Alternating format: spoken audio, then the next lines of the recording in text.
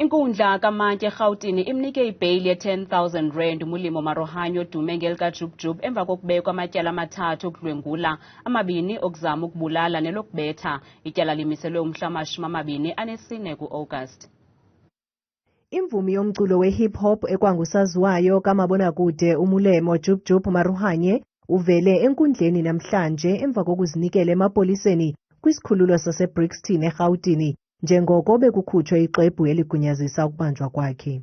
Singaqinisekisa ukuthi umsolwa uzinikele emaphoyiseni namhlanje ekseni eBrixton Police Station emva kokuba kukhishwe incwadi yokuthi makaboshwe.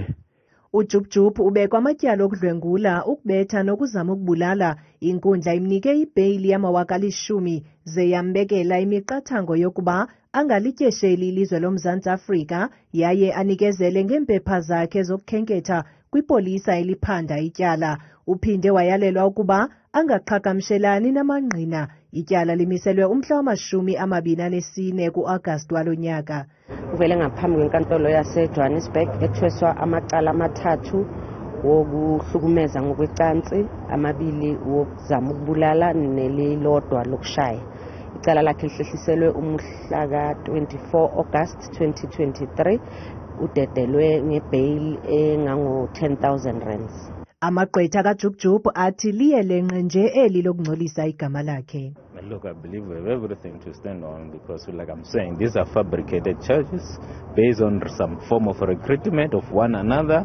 Basically, it's a ploy to say this guy has come out of prison, is now successful, let's bring him down. Ayiko kokuqala ke umfo kaMaroohanye sibanga undaba mlonyeni. Ngonyaka ka-2012 wafunyanwa enamatyala okuzama ukubulala, ukuqhuba ingaphansi kwempembelelo zeziyobisi, ukwenza umdyarho wemoto endleleni yoluntu Inkundla kamantyi eProtea eSoweto. Waphuma ngo-2017 ngenqawule ze wazakhela igama kwakhona ngokuba ngumsasazi weenkqubo zikamabonakude.